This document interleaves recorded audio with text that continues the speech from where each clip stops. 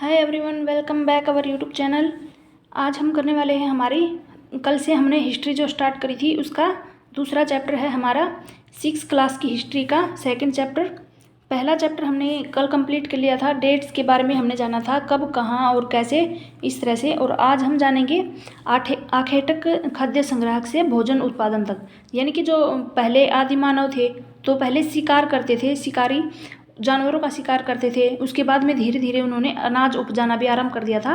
यानी कि उनके भोजन के बारे में पहले जो है आदि मानव जो शिकारी थे पहले शिकार करके खाते थे। कहाँ कहाँ, जैसे कि पलायन कर जाते थे जड़ी बूटियाँ या फिर किसी भी चीज़ के लिए, जलवायु की वजह से, पशुपालन की वजह से, किस प्रकार से उन्होंने उनके जीवन में बदलाव आए हैं और उन्होंने अनाज को उपजाना शुरू कर दिया था, जो जानवरों को पालतू बनाना स्टार्ट कर दिया था। इन सभी चीज़ों के बारे में आज के चैप्टर में हम पढ़ेंगे। चलिए वीडियो को स्टार्ट करते हैं। वीडियो को पूरा देखना, क्योंकि आपका सीटेट का पेपर आपको पता है जल्दी जो है। एचटेट की तो डेट आ चुकी है, सभी को पता है, 7 और 8 जो है दिसंबर को। और सीटेट की भी आपको जल्द जो है फॉर्म देखने को मिल जाएंगे। इलेक्शन के बाद से ही आपको एचटेट और सीटेट दोनों की फॉर्म देखने को मिल जाएंगे। तो अपनी तैयारी में लगे रहिए सभी बच्चे, ताकि आपका सीटेट और एचटेट क्लियर हो जाए। और जो ये सरकार चेंज होगी ना हरियाणा में हमारे, तो क्या होगा, आपको वैकेंसी जरूर देखने को मिलेगी 6 to 8 की भी, और जो है 1 to 5 और आगे की भी, पीजीटी वालों के लिए भी। तो लगे रहिए, वीडियो जो है अंत तक जरूर देखना। वीडियो अच्छी लगे तो लाइक ज़रूर कर देना। वीडियो को स्टार्ट करते हैं। तुषार की ये जो स्टोरी दी गई है ऊपर, इसको छोड़ देते हैं हम। यहाँ से देखिए, आरंभिक मानव, यानी कि आखिर वे इधर उधर क्यों घूमते रहते थे। पहले जो इंसान थे, आदि मानव थे, वो इधर उधर क्यों घूमते थे। हम उन लोगों के बारे में जानते हैं जो कि इस उपमहाद्वीप में 20 लाख साल पहले रहा करते थे। आज हम उन्हें आखेटक खाद्य संग्राहक के नाम से जानते हैं, क्योंकि वो शिकार करते थे। इसलिए भोजन का इंतजाम करने की विधि के आधार पर उन्हें इस नाम से पुकारा जाता है। आमतौर पर खाने के लिए वे जंगली जानवरों का शिकार करते और मछलियाँ और चिड़ियाँ पकड़ते थे। फल जो है, फल मूल, दाने, पौधे, पत्तियाँ, अंडे इकट्ठा करते थे। आखेटक खाद्य संग्राहक समुदाय के लोग एक जगह से दूसरी जगह पर भी घूमते रहते थे, और ऐसा करने के कई कारण थे। पहला कारण क्या था कि अगर वे एक ही जगह पर ज़्यादा दिनों तक रहते तो आसपास के पौधों, फलों और जानवरों को खा करके समाप्त कर देते थे। इसलिए और भोजन की तलाश में उन्हें दूसरी जगह पर जाना पड़ता था। दूसरा कारण ये था कि जानवर जो है अपने शिकार के लिए या फिर हिरन, मवेशी अपना चारा ढूंढने के लिए एक जगह से दूसरी जगह जाते थे। इसलिए वे इन जानवरों का शिकार करने के लिए उनके पीछे पीछे चले जाते थे।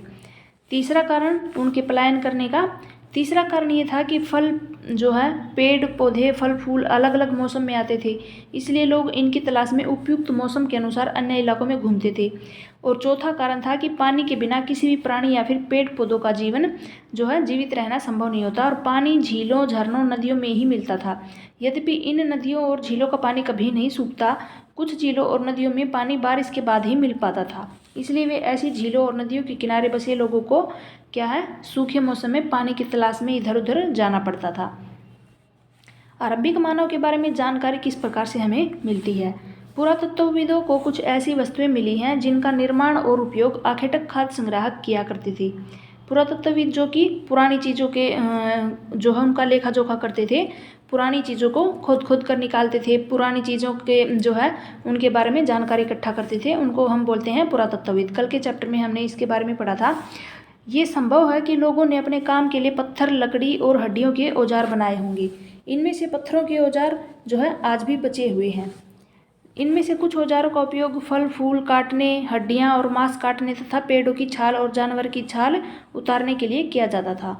कुछ के साथ हड्डियों और लकड़ी के मुट्ठे लगाकर भाले और फिर बाण जैसे हथियार भी बनाए जाते थे। आगे देखिए, कुछ औजारों से लकड़ियां काटी जाती थी और लकड़ियों का उपयोग ईंधन के साथ साथ झोपड़ी और औजार बनाने के लिए भी किया जाता था। औजारों का उपयोग किस लिए करते थे वो, झोपड़ियाँ बनाने के लिए, पेड़ पौधों को काटने के लिए, फलों को काटने के लिए उनको औजारों का उपयोग करते थे। और औजार पत्थरों से बने होते थे। पत्थर के औजारों का उपयोग देखिए बाईं तरफ इंसान के खाने योग्य जड़ों को खोदने के लिए किया जाता है, और दाईं तरफ क्या दिया गया है, जानवरों की छाल जो है, ये रहा, जानवरों की खाल से बने वस्त्रों को सीलने के लिए भी। यानी कि पत्थरों का उपयोग किस किस प्रकार से करते थे वो वस्त्र सीलने के लिए जानवरों की खाल से, और यहाँ पर खाने जो है जड़ों को खोदने के लिए। रहने की जगह निर्धारित करना, यानी कि लाल त्रिकोण वाले स्थान दिए गए हैं मानचित्र पे, वहाँ पर वे पुरास्थल हैं जहाँ पर आखेटक खाद्य संग्राहकों के होने के प्रमाण मिले हैं। इनके अलावा भी कई स्थान हैं जहाँ पर आखेटक खाद्य संग्राहक रहते थे। मानचित्र में सिर्फ कुछ गिने चुने स्थान जो है चिन्हित किए गए हैं, यानी कि सारी डिटेल नहीं दी गई है। कई पुरास्थल नदियों और झीलों के किनारे भी पाए गए हैं। लाल त्रिकोण वाले स्थान, ये देखिए भीमबेटका, ये हमारा, ये देखिए मैंने पहले से ही वो किया गया है। कुरनूल की गुफाएं हैं, और क्या है, हुस्गी है। ये यहाँ पर देखिए पुरापाषाण पुरास्थल, और ये ब्लू टिक जो यहाँ पर दिए गए हैं ये क्या है, नवपाषाणिक पुरास्थल है। ग्रीन टिक वाले दिए गए हैं महापाषाणिक पुरास्थल, आरंभिक गांव दिए गए हैं, फिर आधुनिक नगर दिए गए हैं। सभी को जो है चिन्हित किया गया है। आरंभिक नगर कोलकाता हो गया, मुंबई हो गया, ऊपर हो गया ब्लू टिक बुर्ज होम हो गया, मेहरगढ़ हो गया, और इन सभी से हमें कुछ ना कुछ अवशेष मिले हैं जिनसे हमें पता चला है कि कौन सी चीज़ें, ये चीज़ें याद रखनी है आपको, कौन सी चीज़ें कहाँ से मिली हैं। अभी हमने पढ़ा था ऊपर कि भीमबेटका से हमें क्या मिले हैं, लाल त्रिकोण वाले स्थान जो कि भीमबेटका दिया गया था, वहाँ से हमें क्या मिले हैं, आखेटक खाद्य संग्राहकों के होने के प्रमाण मिले हैं। कई जगह पर हमें आग का जो है, उस टाइम पर आग जो है जलाना सीख गए थे लोग। इस तरह से कुरनूल की गुफाएं हैं, यहाँ पर हमें राख के भी अवशेष मिले हैं कुरनूल में। चूँकि पत्थर के उपकरण जो थे बहुत ही महत्वपूर्ण थे, इसलिए लोग ऐसी जगह ढूंढते रहते थे जहाँ पर अच्छे पत्थर मिल सके। देखिए शैल चित्र, इससे हमें क्या पता चलता है, ये चित्र दिया गया है ऊपर, इससे इसको भी देख लेते हैं एक बार। जिन गुफा में लोग रहते थे उनमें से कुछ की दीवारों पर चित्र मिले हैं। इनमें कुछ सुंदर उदाहरण मध्य प्रदेश और दक्षिणी उत्तर प्रदेश की गुफाओं से भी मिले हैं। इनमें जंगली जानवरों का बड़ी कुशलता से सजीव चित्रण दिया गया है, जंगली जानवरों का चित्र दिखाया गया है यहाँ पर। भीमबेटका के बारे में देखिए, जो कि आधुनिक मध्य प्रदेश में है भीमबेटका। इन पुरास्थल पर गुफाएं एवं कंदराएं मिली हैं। गुफाएं और कंदराएं कहाँ पर मिलेगी हैं आपको, भीमबेटका में, जो कहाँ पर है, आधुनिक मध्य प्रदेश में। लोग इन गुफाओं में इसलिए रहते थे क्योंकि यहाँ पर उन्हें बारिश, धूप, हवा से राहत मिलती थी।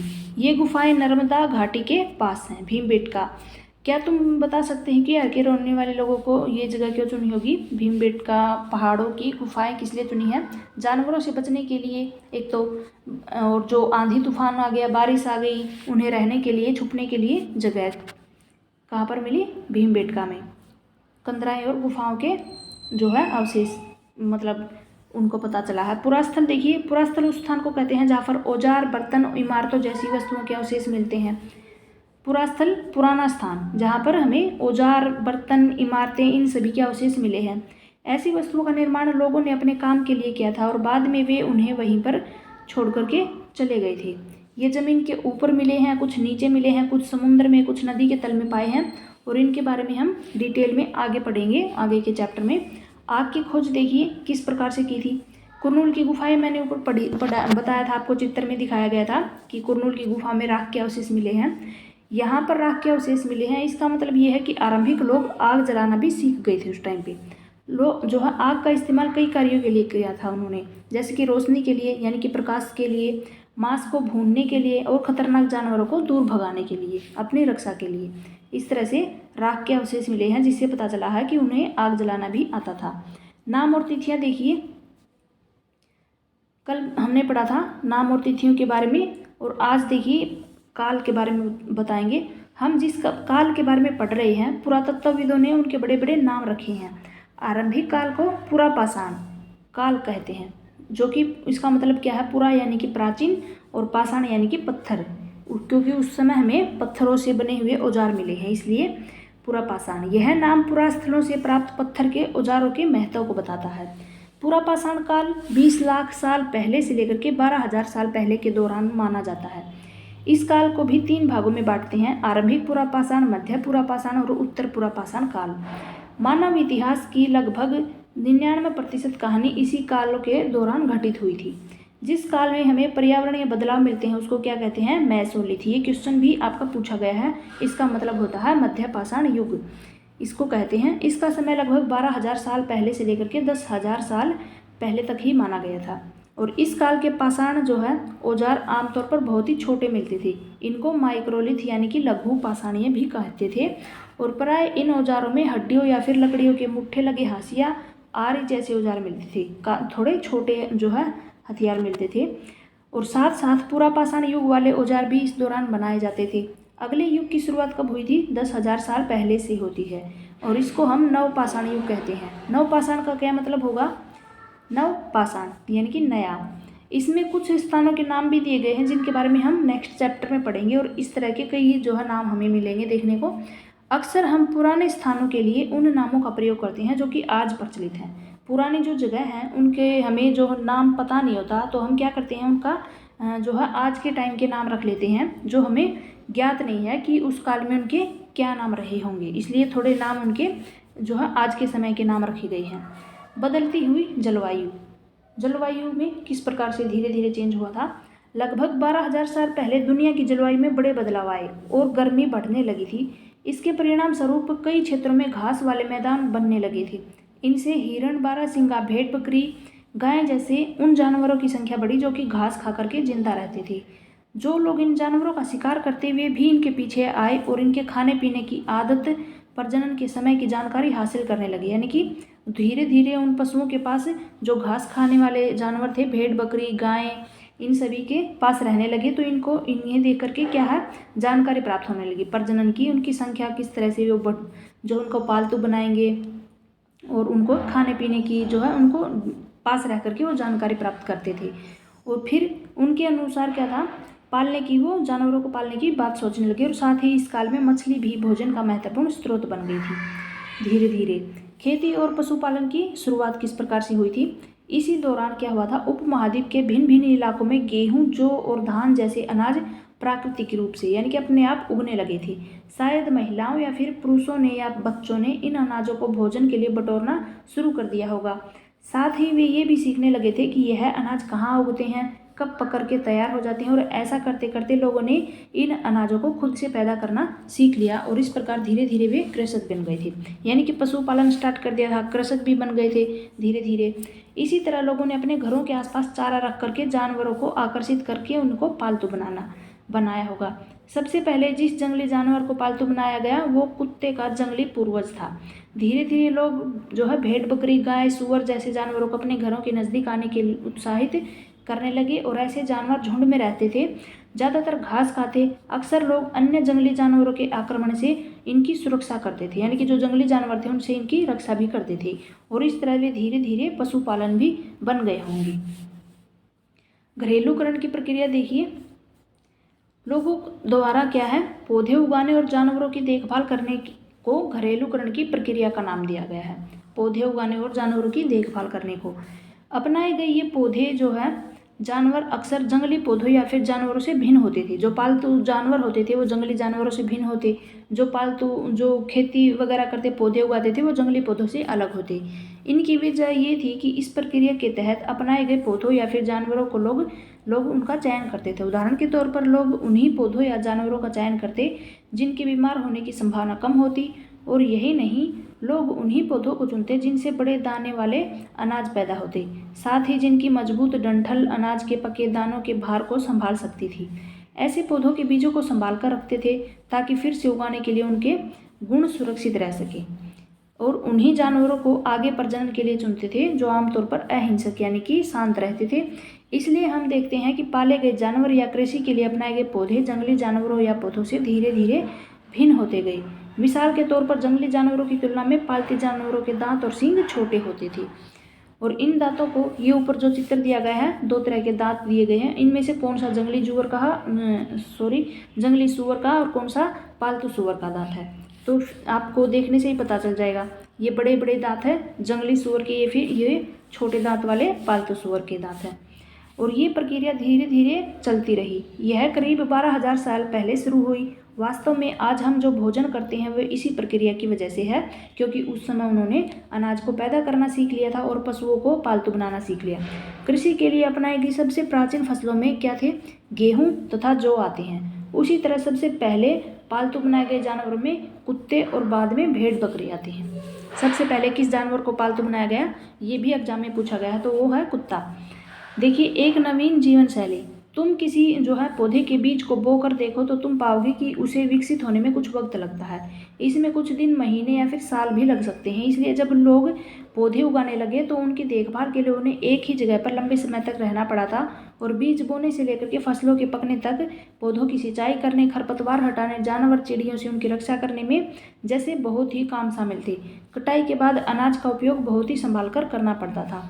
अनाज को भोजन और बीज दोनों के रूप में ही बचा कर रखते थे, यानी खाने के लिए भी और अगली साल बोने के लिए भी उनको बचा कर रखते थे।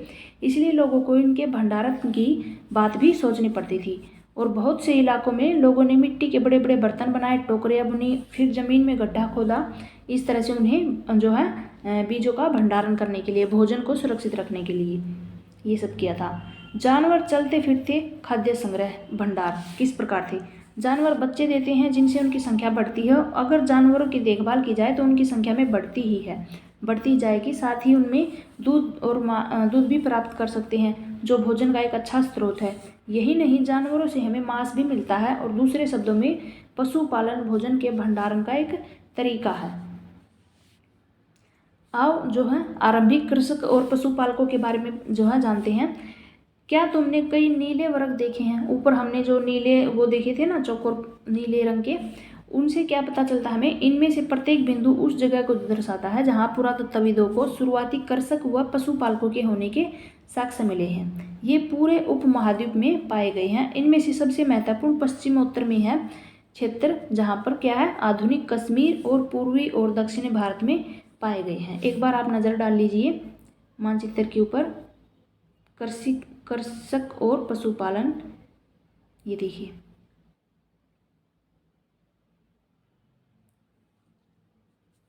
ये रहा हल्लूर हमारा, ये चिरांद हो गया, दाऊजली हैंडिंग हो गया, और ये महागढ़ कोल्डी हवा।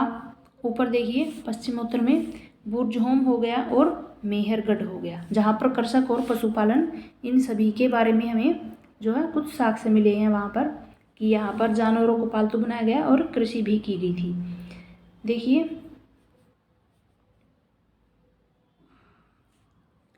आगे देखिए, वास्तव में ये स्थान जो थे कृषक और पशुपालकों की बस्तियां थी या नहीं, इन्हें जांचने के लिए वैज्ञानिक खुदाई में मिले पौधे और पशुओं की हड्डियों के नमूनों का अध्ययन करते हैं। इनमें से सबसे रोचक जले हुए अनाज के दानों के अवशेष हैं।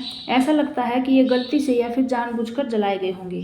वैज्ञानिक इन अनाज के दानों की पहचान कर सकते हैं और इस तरह हमें पता चलता है कि उस उपमहाद्वीप में क्या था, विभिन्न भागों में बहुत सारी फसलें उगाई गई होंगी। वैज्ञानिक विभिन्न प्रकार की हड्डियों की भी पहचान कर सकते हैं, यानी कि जो खुदाई में हमें हड्डियां मिली हैं, अवशेष मिले हैं, उनकी भी पहचान कर सकते हैं। स्थायी जीवन की ओर पुरातत्वविदों को कुछ पुरास्थलों पर झोपड़ी या फिर घरों के निशान भी मिले हैं, जैसे कि बुर्ज होम हो गया, जो कि वर्तमान कश्मीर में है। वहाँ के लोग गड्ढे के नीचे घर बनाते थे, जिनको क्या कहते थे, गर्तवास कहते थे। और इन जो है गर्तवास के जो कहाँ पर मिले हैं ये अवशेष हमें कश्मीर में, वर्तमान कश्मीर में बुर्ज होम में। इनमें उतरने के लिए सीढ़ियाँ होती थी और इससे उन्हें ठंड के मौसम में सुरक्षा मिलती थी। पुरातत्वविदों को झोपड़ियों के अंदर और बाहर दोनों स्थानों पर आग जलाने की जगहें भी मिली हैं। ऐसा लगता है कि लोग मौसम के अनुसार घर के अंदर या फिर बाहर खाना पकाते थे।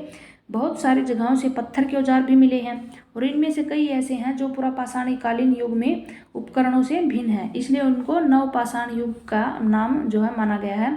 इनमें से वे औजार भी हैं जिनकी धार को अधिक पैना करने के लिए उन पर पॉलिश चढ़ाई गई थी। ओखली या फिर मूसल का प्रयोग अनाज और वनस्पतियों से प्राप्त अन्य चीज़ों को पीसने के लिए करते थे। ओखली और मूसल का भी जो है उनको अवशेष मिले हैं। आज हजारों साल पहले भी जो है हमें ओखली और मूसल का जो उपयोग है हम आज भी करते हैं अनाज को पीसने के लिए। इसी प्रकार से प्राचीन प्रस्तर युगीन औजारों का निर्माण जो है प्रयोग लगातार होता है और कुछ औजार हड्डियों से भी बनाए जाते थे, यानी कि कुछ पत्थरों से बनाते थे, कुछ हड्डियों से भी बनाए गए थे। नवपाषाण युग के पुरास्थलों से कई प्रकार के मिट्टी के बर्तन मिले हैं। नवपाषाण युग से कभी कभी इन पर अलंकरण भी किया जाता था। बर्तनों का उपयोग चीज़ों को रखने के लिए करते थे। धीरे धीरे लोग बर्तनों का प्रयोग खाना बनाने के लिए भी करने लगे थे। चावल, गेहूँ तथा दलहन जैसे अनाज अब आहार का महत्वपूर्ण हिस्सा बन गए और इसके साथ साथ अब लोग कपड़े भी बुनने लगे थे। इसके लिए कपास जैसे आवश्यक पौधे भी उगाए जा सकते थे। और क्या ये परिवर्तन हर जगह पर एक साथ ही आए होंगे? ऐसी बात नहीं है कि एक तरफ जहाँ कई जगहों पर स्त्री पुरुष शिकार और भोजन संग्रह करने का काम करते और वहीं अन्य लोगों ने हजारों सालों के दरमियान धीरे धीरे खेती और पशुपालन को अपना लिया था। बहुत जगह जो है लोग मौसम के मुताबिक बदल बदल कर अपनी आजीविका चलाते थे। सूक्ष्म निरीक्षण मेहरगढ़ में जीवन मृत्यु के बारे में देखिए। मेहरगढ़ यह ईरान जाने वाले सबसे महत्वपूर्ण रास्ते बोलन दर्रे के पार एक हरा भरा समतल स्थान है। मेहरगढ़ संभवतः वह स्थान है जहाँ से स्त्री और पुरुषों के इस इलाके में सबसे पहले जो गेहूं उपजाना और भेड़ बकरी पालना स्टार्ट किया था। मेहरगढ़ में यहाँ पर विभिन्न प्रकार के जानवरों की हड्डियाँ मिली। इनमें से हिरण, सूअर जैसे जंगली जानवर तथा भेड़ बकरियों की भी हड्डियाँ शामिल थी। मेहरगढ़ में इनके अलावा जो है चौकोर और आयताकार घरों के अवशेष मिले हैं। प्रत्येक घर में 4 या इससे ज़्यादा कमरे थे, जिनमें से कुछ संभवतः भंडारण के काम आते थे। मृत्यु के बाद क्या है, सामान्यतः मृतकों के सगे संबंधी उनके प्रति सम्मान जताते और लोगों की आस्था है कि मृत्यु के बाद भी जीवन होता है। इसलिए जो कब्र में जो इंसानों को दफनाया गया था, कब्र में उनके साथ कुछ सामान भी रखते थे। मेहरगढ़ में जो ऐसी कब्रें मिली हैं और इस कब्र में है क्या मिला हमें, एक मृतक के साथ एक बकरी को भी दफनाया गया था और संभवतः इसे परलोक में मृतक के खाने के लिए रखा गया होगा। हम सिर्फ अनुमान लगा सकते हैं कि इसको किस लिए रखा गया होगा। उनका मानना था कि जो है मृत्यु के बाद भी जीवन होता है, तो उनके खाने के लिए कुछ चीज़ें रख दी वहाँ पर कब्र में। ये मेहरगढ़ के एक घर का चित्र दिया गया है। चौकोर घर होते थे, ज़्यादातर 4 कमरे होते थे, कुछ में अनाज सेव कर लेते थे, कुछ में वे रहते थे। ये सिर्फ हम जो है आइडिया लगा सकते हैं कि हमें अवशेष मिले हैं इनका, इस प्रकार से जो है वो यूज करते थे। ये देखिए तिथियाँ महत्वपूर्ण। मध्य पाषाण युग कब का है? 12,000 से 10,000 साल पहले का। बसने की प्रक्रिया का आरंभ कब हुआ था? लगभग 12,000 साल पहले। नवपाषाण युग जो है 10,000 साल पहले से। और मेहरगढ़ में बस्ती का आरंभ कब हुआ था? लगभग 8,000 साल पहले। ये जो है आप वर्तमान काल, महापाषाण काल, नवपाषाण, ये हम नाम किस लिए देते हैं? क्योंकि हमें उस टाइम का नाम पता नहीं है। जो पत्थरों के हिसाब से हमने लिख दिया पुरापाषाण, क्योंकि उस समय पत्थरों के औजार हमें मिले हैं और उनकी वजह से हमने नवपाषाण या फिर मध्यपाषाण और इस तरह से हमने पुरापाषाण स्थल नाम रख दिए थे। ये था हमारा आज का चैप्टर। वीडियो अच्छी लगे तो वीडियो को लाइक ज़रूर कर देना, क्योंकि सीटेट वालों के लिए तो ये जो वीडियो जो है बहुत ही ज़्यादा ज़रूरी है, क्योंकि इनसे बाहर कोई भी क्वेश्चन नहीं आएगा। इस चैप्टर में हमने एक एक लाइन जो पढ़ी है उसमें से कहीं से भी क्वेश्चन बना करके आपसे पूछ लेगा, इससे बाहर कुछ भी नहीं आएगा। स्टेट वालों के लिए थोड़ा सा मुश्किल है, क्योंकि वो 6 to 8 के साथ साथ 9, 10th की और 11, 12th के भी कुछ जो है चैप्टर ऐड हो जाएंगे उसमें, तो थोड़ा सा जो है लेंथी हो जाएगी SST। लेकिन सीटेट वालों के लिए सबसे बेस्ट है ये क्लासेस, तो पूरी वीडियोस देखना। गला ही ख़राब हो गया। वीडियो को लाइक कर देना जाने से पहले और वीडियो को ज़्यादा से ज़्यादा शेयर करना। अगर आप खुद इस वीडियो को पढ़ना चाहे तो ये वीडियो आपको इसका लिंक मिल जाएगा टेलीग्राम के जो है डिस्क्रिप्शन में, वहाँ पर जाकर के वीडियो ले लेना। मिलते हैं कल नेक्स्ट वीडियो में, तब तक के लिए गुड लक, बाय बाय।